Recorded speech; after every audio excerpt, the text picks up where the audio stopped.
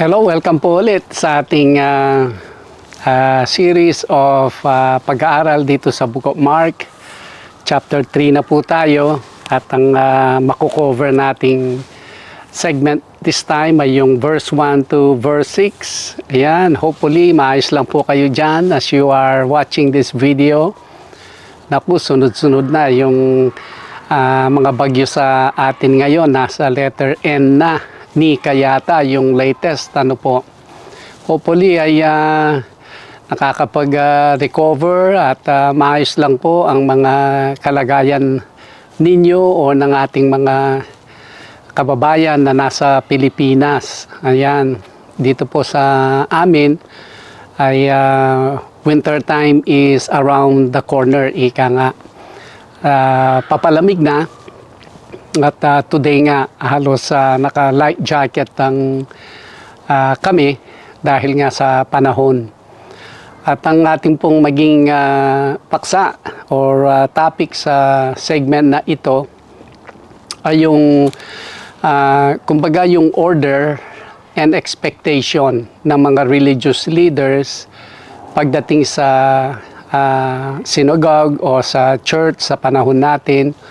Na kung saan kung hindi yung dati nilang ginagawa o routine ay hindi po accepted or they will even give a bad name kung ano man yung hindi ayon sa kanilang regular na routine. Ayan, maganda po yung may order, may routine, pero sometimes yung interruption ng Panginoon, ng banal na Espiritu, maganda rin na meron pong room ang mga ganon. Tulad po dito, siyempre sa panahon nila, sa every Sabbath ay nagkakatipo ng mga tao at sila ay nagbabasa ng Torah o yung Old Testament at at times ay mga nagpapaliwanag sa mga readers, mga scribes, ganon. O kung sino man yung visiting rabbi nila, yung teacher of the law. Anyways, dito po, makikita natin na ang Panginoon ay meron siyang gagamutin na He will heal someone na baluktot o hindi normal yung yung kamay ng tao. Ayan. By the way, salamat sa Panginoon, nakaraos po kami dito sa Amerika. Natapos na po yung election. So far, wala pong mga kaguluhan, mga major na destabilization, ng bansang Amerika. At nawa ay maging maayos ang maging bagong administration under President Trump nga, President-elect Trump. Ayan. Sige, sa point of review, I just wanna reiterate po na ito ay nangyari sa araw ng Sabat. Kaya ang mga Pariseo, ito yung magiging ground nila na hindi nila typically ginagawa sa araw ng Sabat. At bakit ngayon si Yeshua ay meron siyang gagawin na hindi yan ayon sa aming ordinansya na itinakda sa araw ng Sabat. Like I said po, ang mga Pariseo ay mga religious leaders na kung saan, siyempre together ng mga kasama nila, mga scribes, na dinagdagan pa yung mga dapat gagawin, hindi dapat ginagawa sa araw ng Sabado. Pero ang Panginoon ay ang layunin niya sa Sabat o sa araw ng Sabadong pamamahinga ay magkaroon ng malusog, healthy at long life, mahabang buhay ang tao. Dahil yan po ang Panginoon, siya pong naglikha sa atin, alam niya yung structure nating mga tao. Alam niya kung how to maintain ang katawan na ito, physical na katawan, at ang Sabat ay isa siyang susi para tayo ay manatiling malusog at mamimit natin yung number of days na itinakda niya sa bawat isa sa atin. Except kung may mga accident na mangyari sa atin, yon hindi na natin po mapipigilan yon. Pero other than that, kung normal lang yung buhay natin, ang intention niya na tayo ay manatiling malusog at mahaba ang magiging buhay natin dito kung tayo ay susunod dun sa manual na binigay niya sa atin. Namely, siyempre, pakikitungo sa ating kapwa-tao, pakikitungo sa Kanya, yung mga pagkain na kinakain, at yun na nga, yung pamamahinga natin sa araw ng Sabat. Yan ay napakagandang, kumbaga, ang intention ng Panginoon is para sa atin, kung paano tayo ay mapabuti. Ano po, wala naman po siyang ibinigay na batas na ikakasama natin. Actually, ang batas yan talaga yung pinakabakod natin kung gusto nating mamuhay ng payapa at maayos sa buhay na ito. Yan. Not to give a bad name sa araw ng Sabat. Yun na nga, dahil ang tao ngayon ay nagiba na yung kanilang mga direction, naging modern na ika nga, at at times ay sila na ang nagdidikta sa Panginoon kung paano nila i-worship siya at kung anong araw siya i-worship and everything. It's just a matter of time na yun ay malalaman din natin, malalaman din ng tao na pag siya ay haharap na sa Panginoon, the Lord gave us ordinances, gave us instructions, and the Lord will not change from yesterday, today, and until the day na we will meet Him face to face. Hindi po siya nagbago. Tayo dapat ang mag-a-adapt sa mga instructions niya, pero siya, hindi po siya mag-a-adapt sa atin. Dahil siya po ang Panginoong Diyos, ang pinaka nasa authority at talagang sovereign Lord, the sovereign God ng ating Panginoon. Now, kung dumating tayo dun sa panahon o araw na, sige nga, magsasabit ako sa Panginoon, that will be the day na we will start to consider everything that He instructed us to do. Pero until that day, ay marami po tayong mga paliwanag, explanation, marami po tayong mga excuses, marami tayong mga, kumbaga yung gina-justify na mga kilos natin when we are not even ready to obey ang instructions ng Panginoon. Ayun. Kaya sa atin, well, the Lord, He will wait until the day na tayo talaga ay darating dun sa point na, Lord, I want to obey you. Teach me how to obey your instructions. Ganon. Pero kung hindi pa, wala naman pong partial eh. Hindi na, kahit na, kumbaga mag-obey na rin tayo, but hindi natin i-obey ang lahat ng habilin niya. Yan. Kung hindi pa po tayo ready, hindi pa po tayo ready. Hindi naman natin na ginagawa yung kanyang talagang instruction sa atin. And then meron tayong mga ginagawang partial obedience, and then sinasabi natin tayo makakarating sa kaharian niya. Parang yun po ay malabo.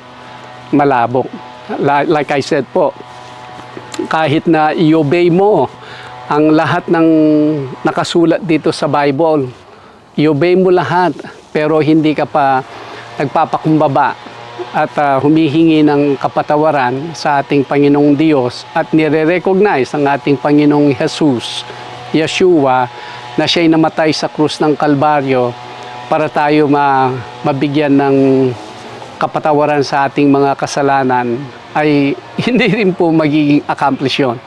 We need to start sa ating Panginoong Jesus. Because Yeshua is only our way of salvation. Hindi po ba sa John chapter 14, sinabi niya na no one cometh unto my Father but by me. Ibig sabihin talagang dadaan po tayo sa Kanya.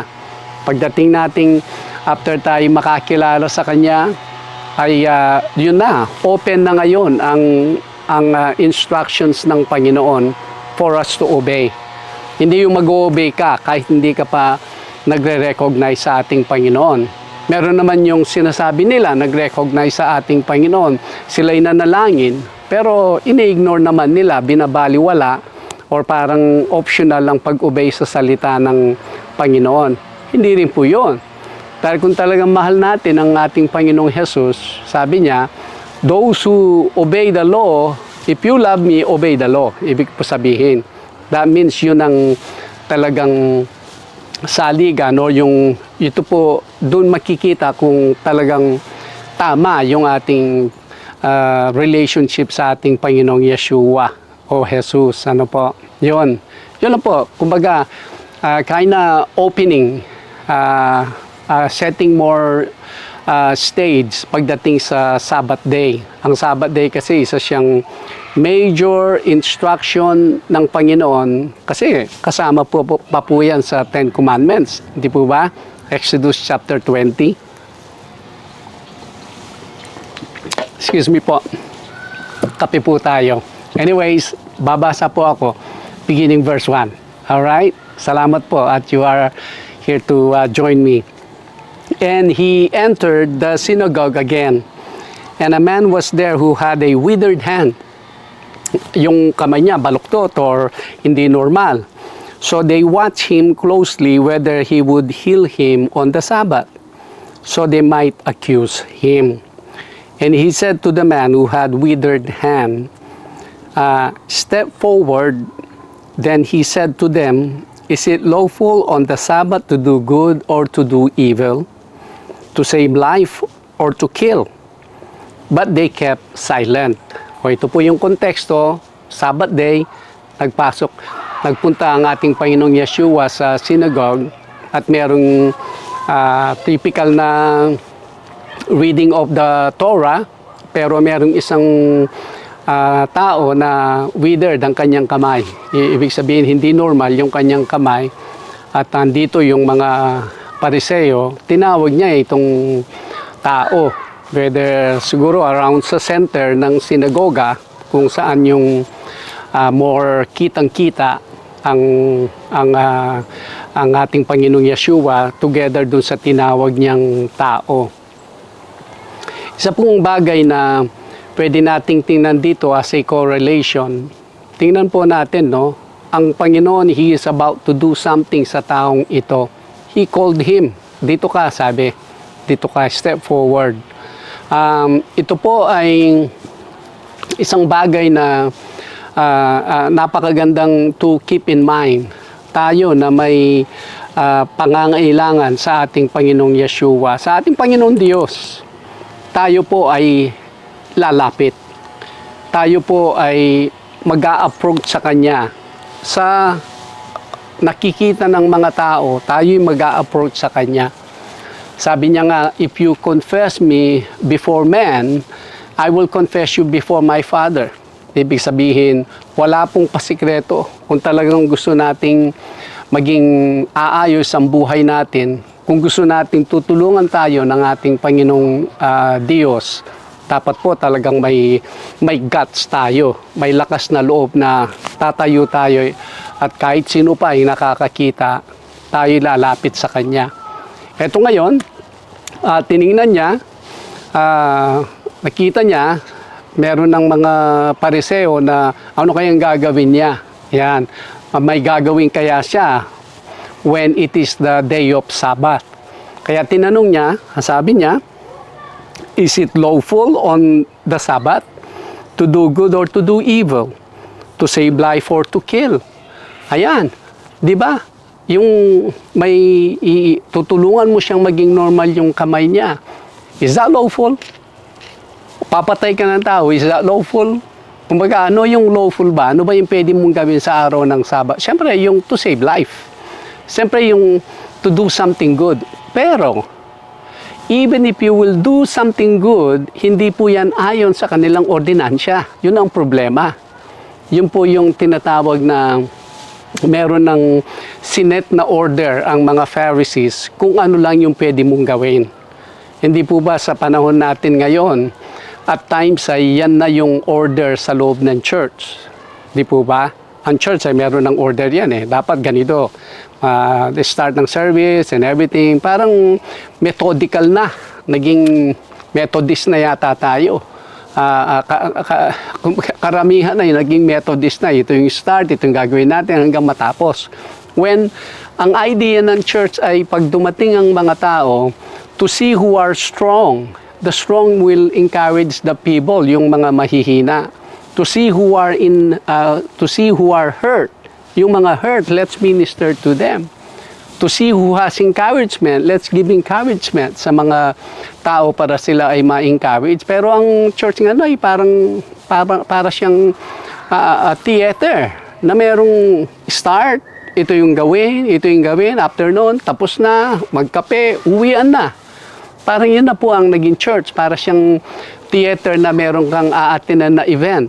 Pero at this time, lalo na nung panahon ng mga disciples, ng mga apostles, ang church po, it is a training place kung saan ang bawat isa meron po silang function na ginagawa. Hindi po yung sa panahon natin ngayon, ang order ng church ay only few will do something sa service. Everyone are just watching and give their money, then tapos na.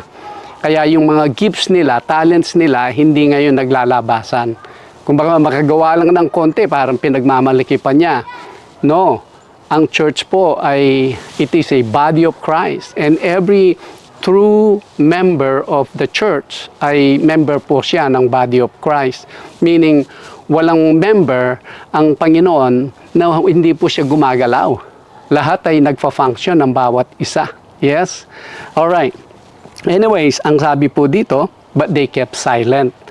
Verse 5, and when he had looked around at them with anger, may galit ang Panginoon, being grieved by the hardness of their hearts. Kumbaga, yung galit, hindi po yung kasalanan. Pag galit ka, hindi po kasalanan. Kung anong gagawin mo dun sa galit mo. Pwede kang magmura, kasalanan yan. Pwede kang mag-isip ng hindi masama, hindi maganda na mangyari nawa dito sa mga kung kanino hindi po maganda yan, kasalanan na yan. Kaya yung magalit ka ay isang normal na kumbaga part ng human nature natin yan eh. Pag hindi ayon, contrary, magagalit ka. Pero ang Panginoon, nagalit siya dito dahil yung hardness of their hearts. Kumbaga, you better not do anything different. Ito yung order. Huwag na huwag kang gagawa ng something different than what we are already doing. Yan nagiging, di po ba? Sa context ng church, ay parang nagiging establishment po ngayon. Parang nagiging organization, ibig ko po sabihin, na ito na yung order namin. Don't do anything different. Ayan. Now, speaking of doing something different, kung narinig na po ninyo yung Brooklyn Tabernacle Choir, meron pong isang instance sa pangyayari nung sila ay nagsisimula pa lang na, di ba, dapat ang church worship and then preaching and then closing song and then uwian na. Alam po ninyo itong bagitong pastor, dahil prayerful po siya, sa araw ng service na yon, ang sabi niya, wala mo ng worship. Let me share the word. Nung sinare niya yung word, after nang mag-share ng word, then nag-worship sila. Unknowingly, meron palang isa sa mga nag-attend sa araw na yon, meron lang siyang limited time. After that, umalis na siya. Meron siyang flight na, meron po siyang flight at siya'y lumipad na. Now, dun sa napakinggan niya, dun sa service na yon, naku, it changed him. Ngayon, after years or after months, ay dun sinabi niya sa pastor, alam po ninyo, dun sa araw na yon, ako ay nagmamadali. Wala po akong enough time. But I wanted to attend a church. So yun, nandun siya. Imagine, ganun na lang yung kumbaga, udyok ng banal na espiritu sa pastor, nawala mo ng worship. Let me share the word. Yun, out of the ordinary yan, out of the norm. Pero meron pong na-bless na tao. Pero ngayon, parang hindi na po tayo nag-iisip ng ganon. Dapat ganito, one after the other. Wala nang discerning moment. Ano ba yung kondisyon ng mga tao? Ano ba yung gusto sabihin ng Panginoon in everything? Order is good. Pero sometimes, ang gustong gawin ng Panginoon ay, kumbaga, mas nananalo yung order more than dun sa ano pala yung dapat gawin sa moment na yon. Kaya ito, let me finish lang po dahil madaling dumilim. Hapon po kasi ngayon eh. And then ang sabi, and he said to the man, stretch out your hand. And he stretched it out. Eh yun, biglang na-stretch dun sa normal. And his hand was restored as a whole as the other. Verse 6. Then the Pharisees went out and immediately plotted with the Herodians against him, how they might destroy him, meaning how they might kill him. Ang mga Herodians are close to the mga Herods yan eh, Herods Antipas. Kumbaga, siya yung namumuno dito sa area nila. At ang mga Herodians, kung lalapit ka sa kanila, medyo makapangyarihan sila, may mga ways na ma-destroy nila ang ating Panginoong Yeshua. Alam po ninyo, sa panahon natin ngayon, pag hindi ka kursunada, pag kakaiba yung way mo, lalo na sa mga leaders o sa mga tao, meron po tayong tinatawag na cancel culture. Pero ito, hindi po kasi bago ang cancel culture eh. Dito cancel culture talaga to. Ika-cancel ka nila dahil hindi ka ayon sa kanilang pamamaraan. Pero unfortunately hanggang ngayon ganyan po tayo sa church. To the point na they will say something bad behind your back. Kumbaga, they will stab you at your back. They will create mga story na, o kaya they will pinpoint something that you said at gawin nilang take it out of context. Mamaya, the next thing you know, ay masama ka. Dahil yan ang gusto nilang ipalabas. They are about to cancel you. They are about to cancel ang taong hindi naaayon sa kanilang pamamalakad. Ano po? Now, ito po ang lesson natin. Mas maganda, let's learn from this book na sinasabi niya, sa isang group, there are at least 7 different personalities. Meron pong aggressive, yung aggressive always trying to find a new innovation, bagong thing na pwedeng tahakin ng grupo or ng church. And then, meron namang more settled na klaseng tao, yun ang mga board members yan. Kumbaga, they try to settle.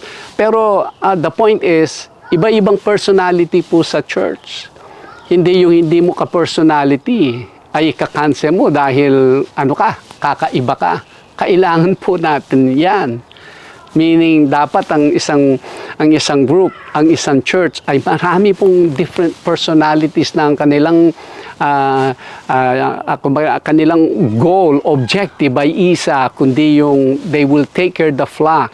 They will support the leader, ang pastor, let's say, at move on dun sa mas marami pang kaluluwa ang maabot nila. Marami pang tao ang matatrain nila para mas maraming mga churches pa ang mai-start nila sa iba't ibang lugar, iba-ibang place, iba-ibang bansa, kung ano man yon. Yun dapat ang maganda sa isang group. Hindi po yung merong isang kakaiba, let's do everything to cancel this person because hindi siya naaayon sa ating style, sa ating personality, sa ating gift o kung ano man yun. Don't do that. Dahil ang Panginoon nakikita po ng ang lahat ng ginagawa natin. Dahil binigyan tayo ng iba't ibang klaseng talento at iba't ibang klaseng gifts, skills, para lahat yan na magamit natin for the glory ng ating Panginoon. Sige po, mag-i-stop ako dito. Let's continue ang next segment sa next video natin. Salamat po. Again, si Pastor Ramses Gamboa po ito. At we'll see you again. God bless you and shalom. Shalom.